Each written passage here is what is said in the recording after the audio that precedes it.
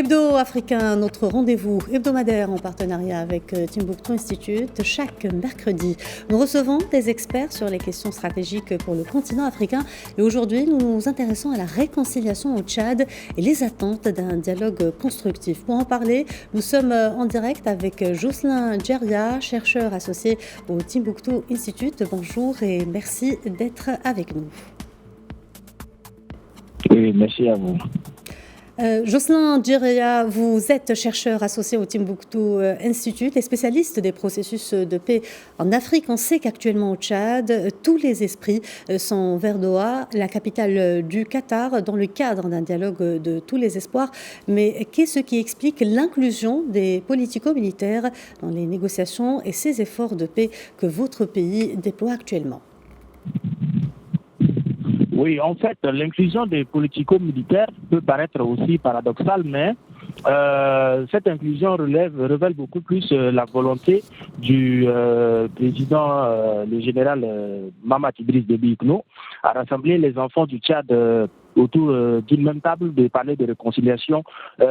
Si les esprits encore ne sont pas échauffés, c'est parce que effectivement depuis qu'il a pris la tête du Conseil militaire de transition, il a tendu la main. C'est une politique de la main tendue qui a permis à plusieurs exilés déjà tchadiens de rentrer, les exilés politiques, mais aussi les exilés qui sont à la tête des politiques militaires, à l'image du porte-parole des FACT, le monsieur Kingabe Ouzemi Tapol, qui est rentré et qui est déjà actuellement en train de faire de son mieux pour rallier les autres politico-militaires. Donc, si on voit bien cela, on se dit que tous les enfants du Tchad doivent être assis autour de la même table parce qu'il y a eu des dialogues nationaux inclusifs avant, mais il n'y a pas eu l'implication des politico-militaires.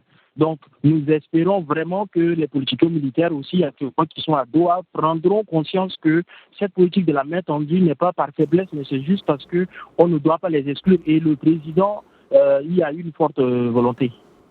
Très bien, mais quelles sont les principales revendications de ces politico-militaires, notamment pour leur pleine participation au dialogue national inclusif ? Oui, les revendications des politico-militaires sont d'ordre 20. Ils ont fait une liste de 20 revendications, parmi lesquelles nous avons aussi des revendications qui n'ont rien à voir avec les discussions, comme la non-participation des membres des institutions de la transition aux prochaines élections post-transition. Il parle aussi d'un désarmement qui est déjà là, mais l'inclusion aussi, c'est-à-dire qu'ils veulent que les politico-militaires puissent participer à toutes les instances de la République. Quand on sait que voilà, c'est pas toutes les instances qui peuvent être là-bas, on peut parler des armements, de réintégration, de mobilisation, mais c'est difficile de dire que oui, on va prendre, parce qu'on est politico-militaire, on doit aussi être là à des institutions comme par exemple les institutions civiles et tout. Il parle aussi de la création d'une véritable armée nationale républicaine, apolitique, pluriethnique, comme si voilà, l'armée nationale tchadienne n'est que le creuset d'un seul groupe ethnique. Donc je vois qu'il parle aussi de la création d'une commission d'enquête, de recensement, d'évaluation des dommages perpétrés par l'armée tchadienne depuis 18 ans dans la région de Korbol. Quand on voit Korbol, on voit bien que c'est la zone actuellement qui dans le lac Tchad. C'est une zone du lac, c'est une localité du lac Tchad où le plus souvent il y a des exactions de Boko Haram. Donc ils essayent aussi de faire porter le chapeau des exactions commises par Boko Haram à l'armée nationale tchadienne. Il parle aussi de la participation des politico-militaires au pouvoir à toutes les structures de l'État. Donc l'exécutif, le législatif, le judiciaire. Il parle de la révision de la charte de transition pour permettre, c'est-à-dire ils veulent que les politico-militaires intègrent le conseil militaire de transition. Il parle d'une commission, de création d'une commission vérité et réconciliation afin de renforcer la paix et la cohésion sociale.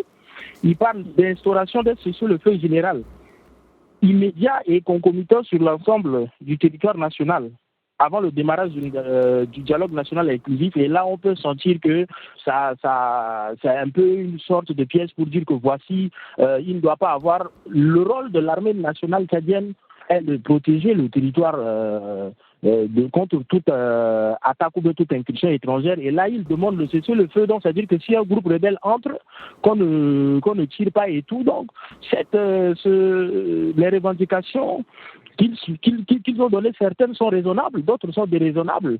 Mais là encore, on espère que, encore du moment où ils sont là et les discussions continuent, on espère qu'ils prendront conscience que certaines de leurs revendications ne sont pas réalistes et réalisables. Justement, Jocelyn Djeria, on sait que les espoirs sont énormes et il y a beaucoup d'attentes exprimées ça et là. Que peut-on réellement espérer de ce pré-dialogue de Doha? L'espérance des Tchadiens est la même, c'est-à-dire que les politico-militaires reviennent à la raison. Parce que actuellement, la politique tendue du président Mahamat Idriss Déby Itno, c'est que tous les enfants du Tchad rentrent. Déjà, ils sont en train quelques-uns sont en train de rentrer. Il y a un ensemble de groupes rebelles, de fait, quand je dis de fait, parce que qui n'existent pas nullement sur le terrain, mais que sur papier, qui sont là-bas aussi, qui essaient de tirer leur épingle du jeu. Donc, nous espérons que de ces assises-là, les Tchadiens puissent enfin s'asseoir et dire que nous ne voulons plus de guerre parce que les marchands d'armes sont là, les marchands de la mort sont aussi là. Donc, ils veulent juste tirer leur épingle du jeu et comme ils ne savent pas comment le faire, ils passent par des exactions et après, le gouvernement vient leur donner de l'argent et ils repartent. Et on espère que à la fin de du pré-dialogue de Doha, nous espérons que les politico-militaires prendront conscience qu'ils ont carrément un rôle à jouer autre que dans la déstabilisation du pays. Jocelyn Djeria, merci d'avoir répondu à nos questions. Je rappelle que vous êtes chercheur associé au Timbuktu Institute.